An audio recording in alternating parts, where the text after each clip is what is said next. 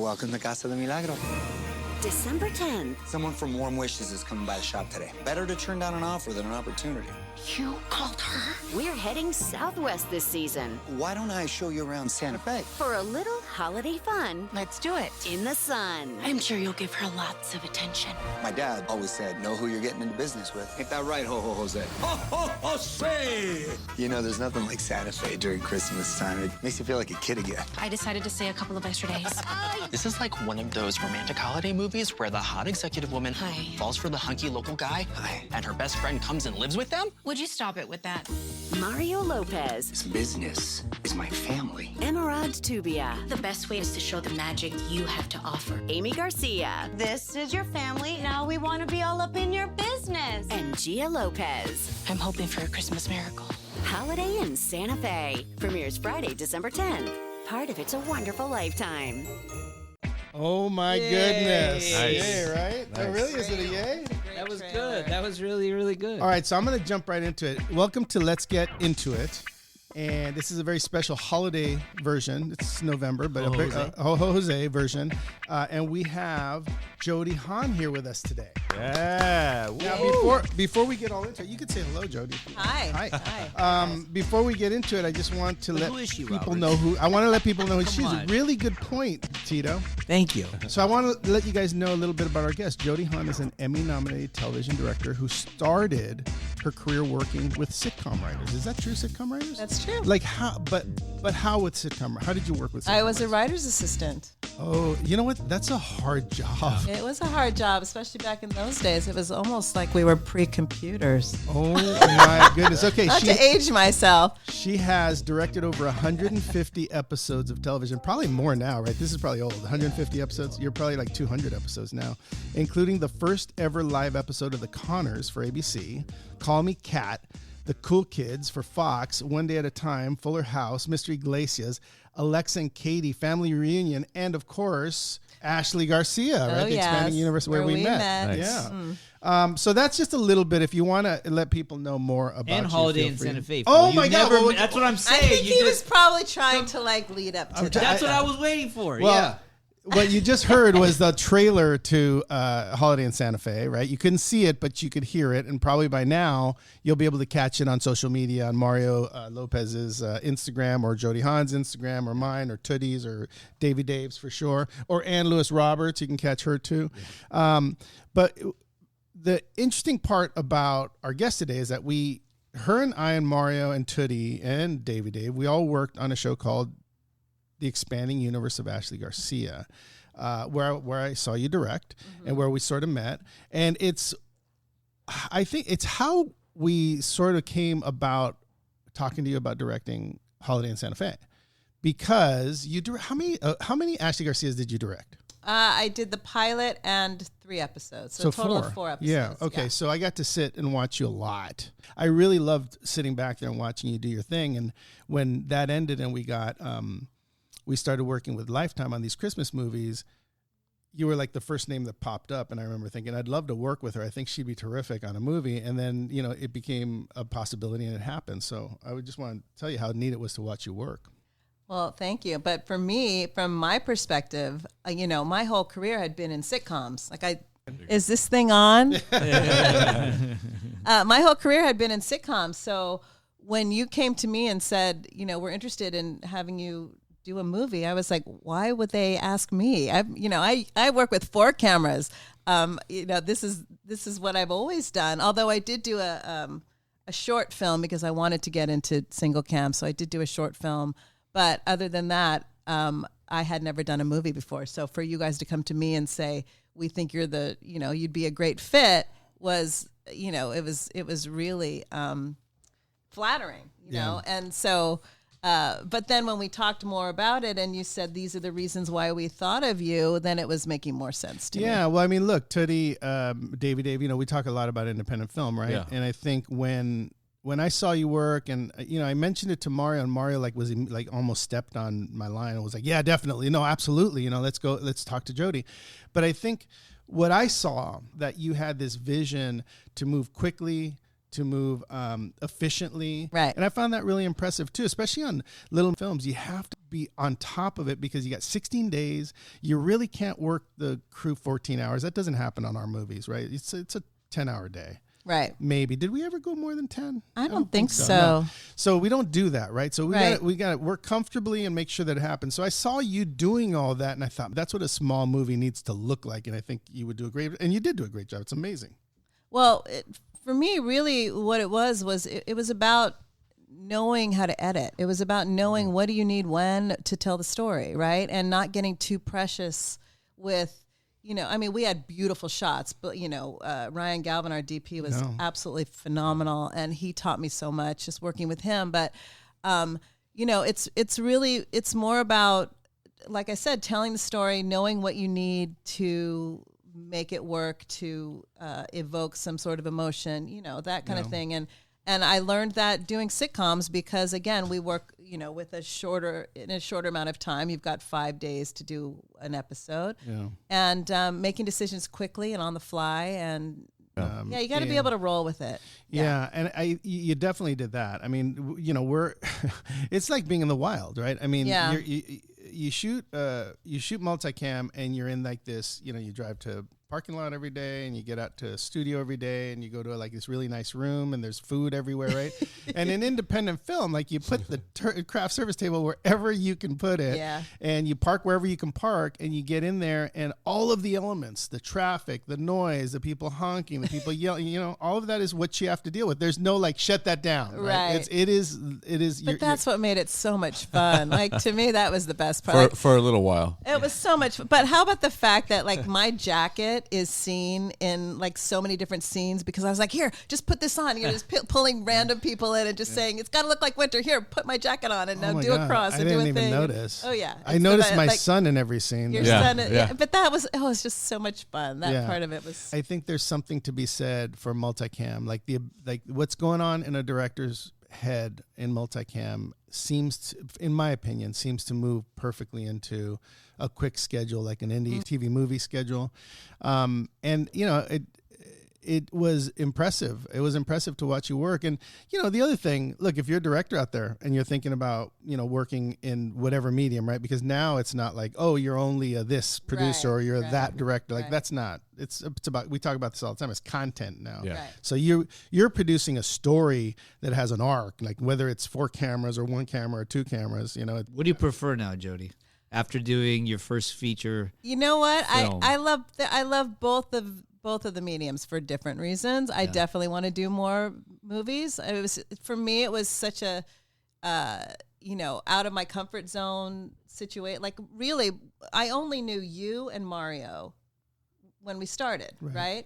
And then within a day, I felt like I had this whole new family of people that were all in it together and working together and hanging out every day after the shoot and happy hour at the hotel, like all of those things. That's it, guys. It just makes She's it giving up that big paycheck for the studio to do independent films. But honestly, like really, I told a lot of people this, that it was a challenge for me, and it was one of those things where I was like, I'm going to do it. I'm going to step outside my comfort zone and do something different, and I just loved every second of it. Yeah, so I mean, that's true. I was going to say that if you're a director and you're creating content and you're doing your thing, you had to accept the job, which I was surprised you did, but you accepted the job. And now I know why, right? Because you wanted to try something different. I did. But I knew that no matter who took the job, that I was going to have to insert them into a crew that I knew could do this kind of work, right? And I think it's the same for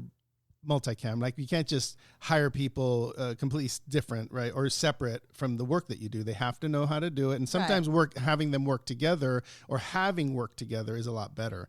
So in our case, Gemma Jones, Ryan Galvan, Sam, all these, Havlin, all these guys have, they've been working together for a long time doing this. So I knew I was going to have to insert you there, and I think that's partially what Mario and I were talking about when we went after you to direct it, is that, someone was going to have to step in and be a little teeny bit less precious about that, Right. and like work with a whole new crew and be able to You can't have an assimilate. ego. You can't be like, I'm bringing my own crew. I'm bringing my own AD. I'm bringing my own people. I needed to assimilate into this world that you guys had already created, which was fantastic.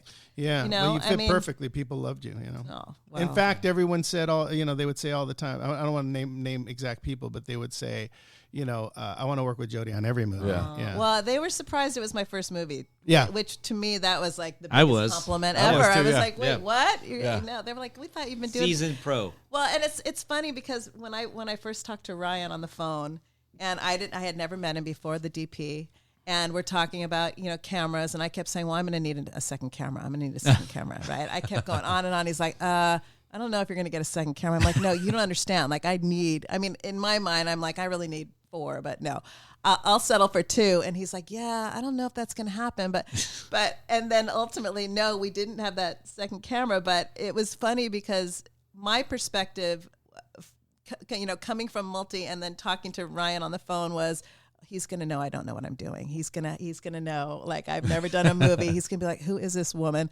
And then he told me later that he and Sam, the AD, had a conversation about me saying, oh my God, she's going to know. We don't know. Like, have you seen her credits? She's done so many shows. She's done shows we watched when we were a kid, all this stuff. And I'm like, it's just so funny how people have their different perspectives going into things, Putting you with them and having it be a love fest was one of the coolest things. Watching you guys prep and watching you do a day, and then walking down the street and seeing you all going to dinner or going to drinks and something it was absolutely the coolest thing to see. But we are talking about Holiday in Santa Fe, which is a movie starring Mario Lopez, Emerald Tubia, Amy Garcia, Gia Lopez, Efren Figueroa. How about Don Most? We got Don Most. Don my Most, God. yeah. Forget about him. Malf was in it. Right. Oh, That was the best. That was the best. Yeah. He He still made got my it. week. He still got Yeah, it. he still got it. Not to mention Davy Dave. Davy Dave. Roddy Davy Riggs. Dave. Oh. Hey, Jody.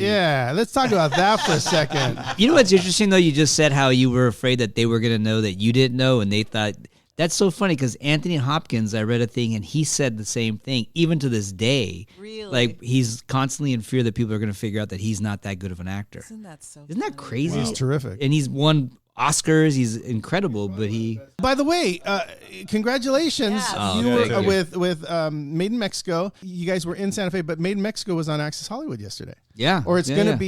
be Tuesday. On Tuesday. Right? Yeah. On Tuesday. What did they do? Tell us about the interview. What was the conversation about? It was just like how it was made and all that fun stuff. And towards the end, we were brought up, they pulled up a picture of me as Santa Claus. But then we ended up talking like half about Made in Mexico, then half about Santa Fe. Nice. So it was That's pretty so cool. great. Did you mention you get Taft Hartley? No.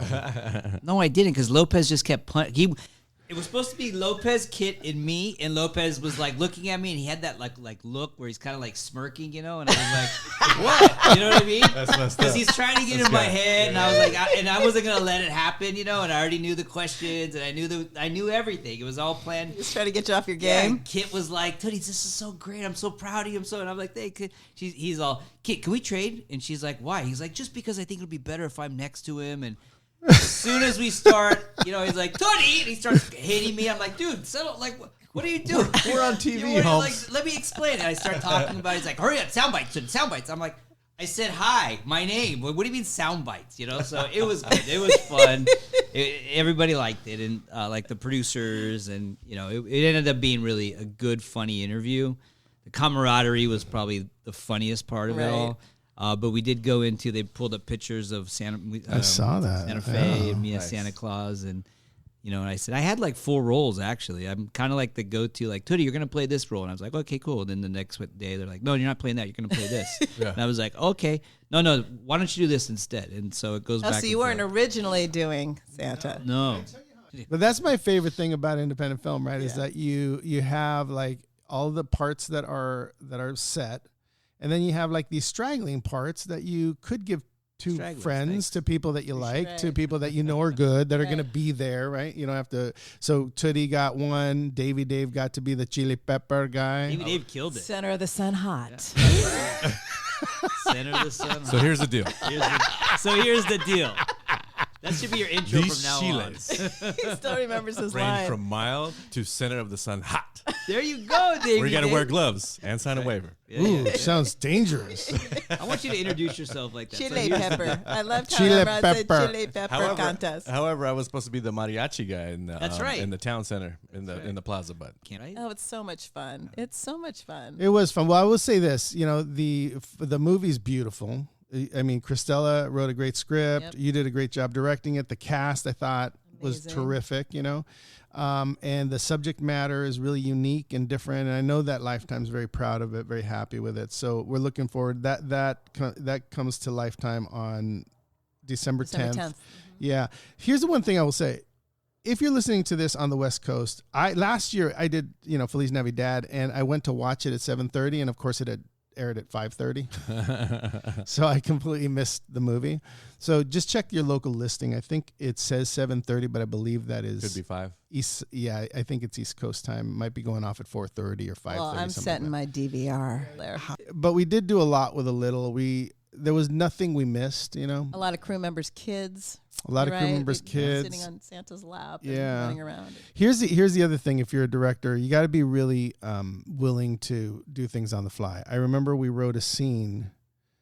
Jody will remember this because it was horrendous. But we wrote a scene that was basically, so they get on a fire truck and then deliver toys to 3 different locations to a bunch of kids and scene. That was pretty much the written 2 scene. sentences. Yeah, so I didn't have any locations really. Montage. In there. Yeah, it was a montage. Which is French for time suck. Right. So it's hard, right? Because you have to somehow every other piece of the script's written, right? Enter here, go out there. This is the scene, right? In that scene, it was montage of kids getting gifts. So we didn't know how many gifts. Luckily, we had a great production designer, Max Peasy, who He can, right? He had a lot of gifts there, which made a difference. The truck we found literally 3 days before, right? Some guy showed up. He happened to have a fire truck that was decorated like Christmas, so we bought his truck for $500. And then basically over the next day, you had to and it was a little chaotic. It was, and also, by the way, it was like 110 degrees. Remember? Yes. It was so hot that day, and we had people in Santa suits and mittens and hats. Kids and waiting 9-10 sweating. hours. Oh my God! How did you do it though? What did you do mentally to prepare for it? Well, so when we realized it was just going to be one location and not the 3 different locations, then Ryan and I decided that it would be more fun if we shot it handheld. And so, nice. Because it added this energy to it, and it just made it more interesting, right? So we had these kids. We had, how many kids do you think we had? Maybe we probably had about 15, 16 kids, yeah. Including Nico, Mario's son, yeah. Oh, he's pissed too by the way. Because he got cut out? No, he's in it. Gia was in the movie so much, and he only had like that little bit. He wants to be in the next. Oh well, the next one. I'm Next sure. one, he'll yeah. get some, You got to get him in there. Get him in there. But yeah, it was shooting it handheld, and it was, poor Ryan had that camera on his shoulder the whole time, and he was sweating, and he was just grabbing kids, and and I was just going, okay, Mario, juggle or do this, or we were just like making stuff up on the fly. It was crazy. And by the way, it was a beautiful montage. It looks great. The score, our composer Dara did a great job of putting a little song in there that felt like an old Christmas tune. Yeah. And it just felt lovely. I think, Are we allowed to tell the one little mishap story? Yeah. So there was this little girl in diapers. Who was adorable, who had been sitting there waiting. She had her little Christmas dress on and whatever. And I say to Emrod, you should hold her and, sit on the truck and hold her. It'll be adorable. So Emrod's holding her and we're shooting and we're, running and I'm calling out things and I look at Emrod and she's got this look on her face, like not smiling, not happy. And I think someone gave me the notes. You got to go up to Emrod and tell her she needs to look happy. Like they're handing out toys to kids. And so I'm like, Emrod, I just need you to, look at Mario and smile and look at, the kids. And so she did, because she's a professional. She's a great actress. And then afterwards I yelled cut. And she's like, that kid peed on me. Oh, I think she had poop too, actually. Pooped? Yeah, I think she it had was poop just too. pee. No, it was all of it. That's 'cause it even was- worse. yeah. Oh, that's So it was very hard to keep a happy face on. Especially when it's not your kid. I can see if it's Well, your kid, you're like, exactly. oh, Yeah, well, it's you know. not- It's like, In 110-degree you know, weather. yeah, and you got to like, you know, yeah. It was rough, but it was You can't tell. you know, you that when can't tell. see It the did end up being a beautiful scene, but it's funny because you ask a director to do a lot of stuff. You know, as a producer that's doing a movie, you know, you do want to. You know, we've had lots of lunches and dinners talking about like the intent of the characters, right? And at the end of the day, as a director, you sort of have to achieve, you know, what we've been talking about. I think in that particular sequence, the whole point of it was that Emerald's character got to see Mario's character in this loving element yeah. where she noticed him and sort of was, you know, this is a good guy, right? This is someone that's upstanding, and maybe she started falling for him a little bit in that scene. So, and she saw the relationship between him and his father, which was really important as well. Which and then she goes in for the big close, right? At the which had to be shot prior to that. But I think, I mean, as a director, you have to have all that in your head. You have to see it, how the scene's coming together, and then you have to deal with sweating, Galvan, you know, kids pooping, heat, right? And somehow you have to keep your head, just stay focused, and if you guys watch it, you know, that particular sequence is beautiful, you know, and it's Jeff Stearns, the other producer on the movie, will agree. Like the scene between Emerald and Efren is one of the better scenes in the movie for them, you know, because there's a sincerity to his work in that scene too, where he grabs his ring as he's remembering his wife. Yeah. He made that choice in that moment, and it gives me chills just even thinking about it. Shows talking about his wife who had passed away, and it shows up. You know, you see it, you feel it, and you know, and Emerald's character, you know, she feels it too. You know, she's starting to notice there's something different about the family. But I think there was a depth to the story that Christella brought to it, a unique funniness, you know, that you can even see in the trailer. You know, we're your family now, we want to be up in your business, you know. All the things that she brought to it just really ended up being the uniqueness that sort of threaded. And that's what was so together. attractive to me too when I read it, is the humor and the uniqueness of the story and the art, you know, and just it just seemed so special and different. Before we go, I want to talk about what was your trajectory in the business? Where did you start, and what was the first time you got a directing job? So as I said, I started working with writers out of college. Pretty much, I got my first job while I was an intern, working for this independent producer. But I really got my first job as a writer's assistant on Days of Our Lives, because he was married to the head writer of Days of Our Lives. And I got my first job from the UCLA job board back in the day. You know, as I said, no internet, right? So it was like a posted on a job board looking for an intern. And so I applied, I got the job. I was working with him and making $75 a week.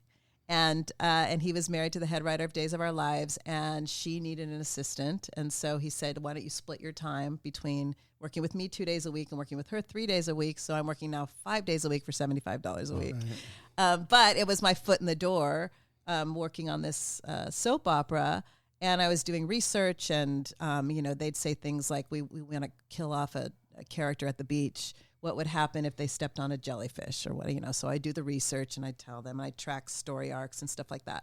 But after a certain amount of time, you know, working 5 days a week, making $75 a week, I was like, okay, I need to at least make minimum wage. And ultimately I did. And then I ended up leaving the show because I saw an ad in the back of the Hollywood Reporter for an assistant to a sitcom, to a head writer on a sitcom. And so I went and I interviewed and I got that job. And so like from that point on, I was always in sitcoms. And it's, you know, once you get your foot in the door, if you don't screw it up, you know, in this business, you can, people recommend you, right? And you work hard and you keep your eyes open and you look around. But at that time, I didn't know I wanted to be a director. I studied communications in college, which was a very broad, general. Did you? Really broad, right? Yeah. And I thought I wanted to write. I wasn't sure. I'd always done plays, theater as a kid, and in college I did some theater as well. But it wasn't like I went to film school and I made my first, like I said, my first feature. I didn't do any of that. I just kind of came at it from a different way. I'll just age myself, okay? I'll just do it. My Do first it. my first sitcom was Gimme a Break with Nell Carter. Okay, so I was on Same that. show, by the way. That was a good one. Is that true? Yeah. I was on that show as the assistant to the executive producer for the last 2 seasons of the series, and then it got canceled, as sitcoms do. You know, it ran its course, 6 years. But when I was there, I was learning from the script supervisor. I was learning from the writers. I was, just kind of wide-eyed 21-year-old, keeping my eyes open. So then that got, or maybe I was 22 at the time. So then it got canceled, and I ended up working at Club Med as a DJ for 6 months. What? Okay, Yeah. okay. In Get it, Guadalupe, Jody. but Get that's it, another Jody. story. And I've said this to my close friends, and now I'm going to say it to all of you. It reminded me of when I worked at Club Med. And I'm going to Nice. tell you why. Because when I got the job at Club Med, that for me was something that was so completely, again, out of my comfort zone. I was like 23 years old. I spoke French, and I had been a DJ in college, okay? And that was all. But I went and I interviewed. I saw the ad at the back of I think it was in the back of Dramalog, actually. If Love you guys drama. remember Oh, Dramalog. yeah, Yeah. of course I do. It was in the back of Dramalog, and it said unemployed actors and actors work at Club Med. That's what the ad said. And so I Sounds like a went movie. and I interviewed and I got the job, and they were going to send me to Haiti. And so I ended up saying no to Haiti, and then they ended up firing the DJ at the Club Med in Guadeloupe in the French West Indies. And they said, how quick can you get here? So I think a week later I was there. And I knew no one. And I'm 23 years old. I know absolutely nobody. But it was literally life-changing for me because I was speaking another language. I was meeting people from all around the world. I was DJing at a club. I had no idea what I was doing, by the way. I was like, scratching, doing record scratch. Like, nice. and I'd put on like Rapper's Delight, which went on for like 10 12 minutes, minutes. And then I would leave and go dance and hang out and drink and party and whatever. Perfect, Then I'd go perfect. back. And So you never got any complaints? That's no, the good news. no, I Yeah, didn't. But that's I good. met really some people that I'm still friends with to this day, and people who I later went and visited in Paris and in Morocco and in London, and I just had this really great time in my 20s. Then when I came back from Club Med, again, like I was saying, when you meet somebody, you work with people and you make connections. The producers who I had worked with on Gimme a Break now had a new show that they were doing, and they called me up and asked me if I wanted to work on that show. That was called Empty Nest with Dinah Manoff, and I don't know if you remember that one, Richard Mulligan, Christy McNichol. Of course. So now I'm the second production associate, which that job only existed at Whit Thomas. And it was really a job where you learned to, I was like a backup script supervisor. I was the head writer's assistant. I was also like a script coordinator type person, with the writers, but I was also doing like actor contracts and time sheets, like stuff that doesn't exist anywhere else. And legal clearance and music clearance, like all this stuff. And so I was learning all this stuff. But I realized that I wanted to become a script supervisor. Still not really knowing that I wanted to direct, but knowing I didn't want to be a writer, knowing that I loved the process of being on the stage with the actors and the rehearsal process and all of that. They were also doing a show called Heartland with Brian Keith. And the script supervisor on that show, I want to say, I think she went on maternity leave, and I ended up being able to replace her because I had been kind of shadowing the script supervisor on Empty Nest and learning from her and whatever. And so they gave me an opportunity, and that got me into the DGA. Because in those days, you could get into the Directors Guild by being a production associate, which was the tape version of a script supervisor. And that was 1987. So I've been in the Directors Guild since 1987. Wow. Yeah. And so I did that one episode. I got in the guild, and then that was it. I just had done that one episode. So then I decided, okay, I've done one episode I'm a script supervisor now. I'm no longer going to be a writer's assistant. I'm going to look for a script supervisor job. And I went, I got an interview to be a script supervisor on Santa Barbara, the soap opera. And in my head, I was thinking, I started in soaps. I worked as an assistant for a minute and a half, and now here I am back. I could do this. So I went to this interview, and the person that was interviewing me said, I got to be honest, you don't have enough experience in soap operas to do this job. It's very different from sitcoms. But I just interviewed a woman who is coming from a sitcom, who doesn't want to do the show because doesn't get along with the star, and I'm going to hire her on this. It was Santa Barbara was the soap opera. I'm going to hire her on the soap opera. So you might want to call over there. They're going to be looking for a script supervisor. It's a brand new show called Roseanne. So I was like, okay. Wait a minute. That was your first directing job, wasn't it, Roseanne? No, Sorry, I'm coming come on. back. Take it easy. Yeah. Take it easy, yeah. And when does that ever happen, that you're in an interview and someone says, I'm not going to hire you here, but you should go call over there? Like, when does that happen? They must really like you. Yeah, they're I don't like, know. you're likable. You're likable. That was a lucky Yeah. break, It was though, lucky. right? It was Yeah. luck, but it was like, you know what? We see the potential. You're just not here yet. But I don't go know. check out over Maybe there. what I did do was I did some some research, and I realized that this young woman who I had known from Gimme a Break was working on that show as I think she was the dialogue coach That's on how the you do show. it, yeah. And so I called her up and I said, I don't know if just between us, we were friends. And she said, yeah, she's leaving. Not everybody knows, but you should call. I'm going to give you the producer's number. And so I ended up calling the producer. I got an interview. And again, I've got 1 week under my belt, 1 episode as a script supervisor, right? And so I go and I remember, and this is, I talk about this because this is, again, another perspective thing, how we all, see things differently. I'm sitting outside the office about to go into this meeting with the producer and the director, and the associate director was in there as well. And I see this woman walk in. I got there early, and I see this woman walk in to interview before me, and she's going in eating a sandwich. And I'm thinking, Oh my God. there's no way in hell I have this job. She's so confident that she's walking in there eating a sandwich in an interview. I don't have this job, so I might as well leave now.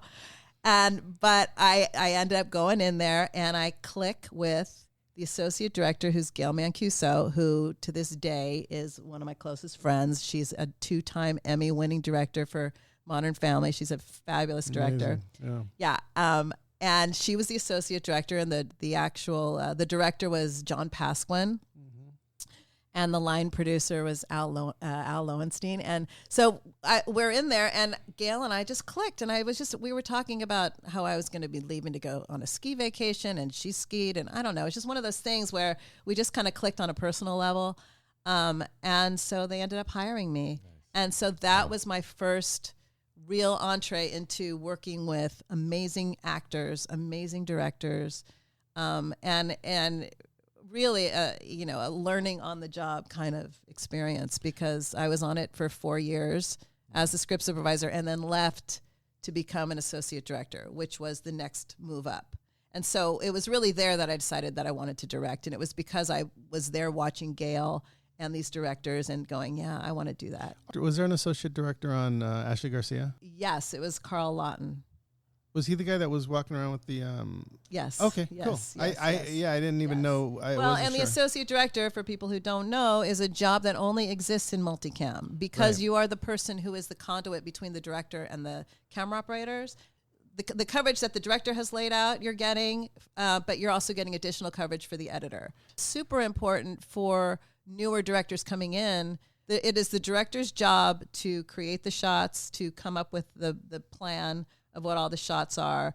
The associate director is there to help, to suggest, And to make sure you get 'em. Make sure you get them, to make sure you get alternate coverage. The thing that happens in multicam is, you have to hit a certain time, 22 minutes or whatever it is.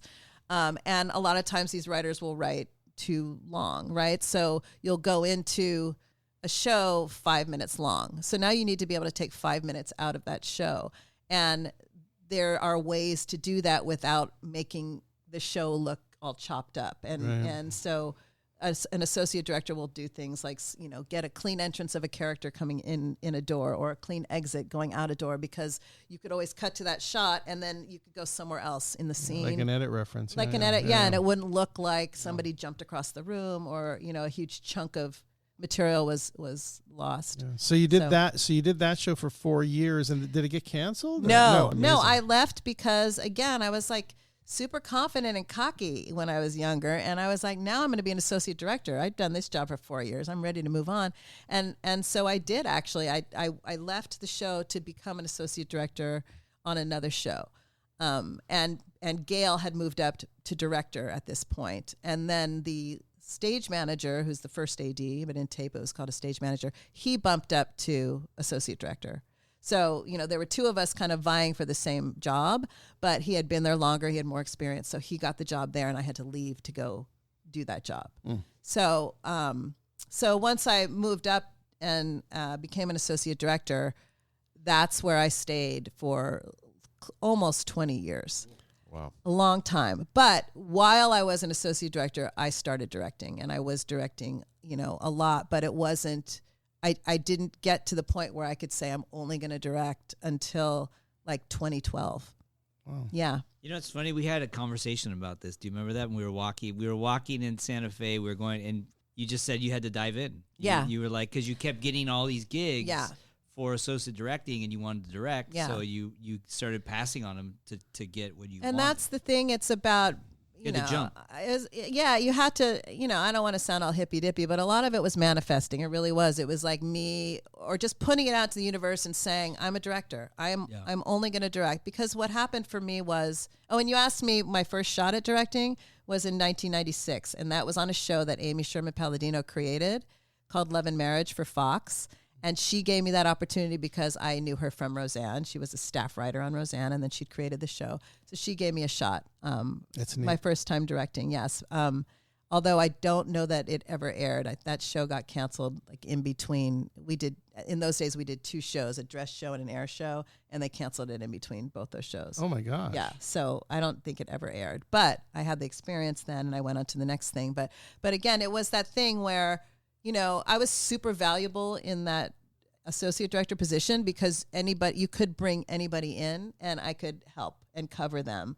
But I looked at it like I was getting all this great experience, and I was really kind of backseat directing without the paycheck and the credit, but I still was getting the experience that I needed to be confident enough to be able to say later on, I'm going to go and do this job, and I'm going to, start turning down the associate director work. So let me ask you this, because I think it's interesting. So you spent all of these years in different positions early on in your career. You met a lot of people with Thomas, right? Mm-hmm. When you became a director, or when you started directing, did you cross paths with any of the people that you had worked with prior in multicam? Yes. Yeah. Well, and did they hire you? Yeah. Well, cool. So I went back to when they rebooted the Connors 30 years after it started. I got hired to come back and direct. So for me, that was like a huge full circle moment. Right. So stay in it. Stay in it. Stay in there, right? Yeah. Because eventually it comes back around with all the relationships and all the good faith. And it's a small town. It really, I know people say this all the time, but it's true. It's a small town. Yeah. And people recommend each other. Yeah. I get calls all the time from people saying, do you know anybody looking for an AD? Do you know anybody looking for, just put my name in there if you can, or, and that's really how it is. It's like we kind of all recommend each other and support each other. See, Mexicans don't do that. Yeah. You could Robert, do you know anybody? No, put my name in. Yeah, okay, I'll put your name in. Okay. Hey, did you put my name in? Yeah, I told them about you. I did it already. Don't worry about it. I'm not going to put his name. I'm going to call them. No, don't call them. They said they'd call you. It's all good. But that's a remarkable trajectory. And then when was it that you were just directing for a living? In 2012. In 2012, that was it. Wow. Yeah. Yeah. My dad had just passed away, and I made that decision. I don't know if it was his passing away or what. It was just one of those kind of life is short type moments for me. And I was like, if I don't do this, I'm never going to do it. Yeah. And it really was, once I just said it out loud and said it to myself, and then it would just happen. And I think it was because I carried myself differently. I perceived myself differently. I walked onto a stage differently. I just think I made the decision, and I just did it. I think people need to understand that saying it out loud is a powerful thing. It really is. It really is. And I guess, in looking back, yes, I could say, God, I wish I made that choice sooner. But I don't have any regrets because my kids were little. You know, I was able to spend a lot of time with them. I volunteered in their classroom. It happens. Yeah, for me, it was supposed to happen when it happened. Yeah. Yeah. Me too. I wish I was a millionaire when I was 22. I would have been awesome. You're a millionaire right now, fool? you hold down on us? Making us buy stuff? Come on, man. Hey, I supplied the tequila. True. You got it for free. Oh, yeah. Oh, yeah. That was another perk of working on Holiday in Santa Fe, by the way. Tequila? The best tequila I've ever had. Thank you. No, really. It was Casa Mexico, brought to you by That's a Casa plug. Mexico. I want to say it was amazing working with you, like on everything. Right back at you. I also want to say, like, working with Dave and working with with Tootie. You know, hit us up for something. No. Working with Mario, working with Jeff Stearns, working with Gemma. Love There was something, you know, and I don't want to take it for granted because I'm 2 drinks in. No, I'm just kidding. No, I don't want to take it It's for 11 a.m. No, I don't want to take it for granted because I was thinking about it the other day, you know, and I know that we all do this for a living and we all work on a lot of shows and we all have a lot of family on those shows, but there's something really beautiful about working with people that you connect with, that you jive with, that you trust, and that they trust you. 100%. You know, and I think if you watch Holiday in Santa Fe, I think you feel it. that. You know, you feel that there was a lot of trust on all levels in that movie.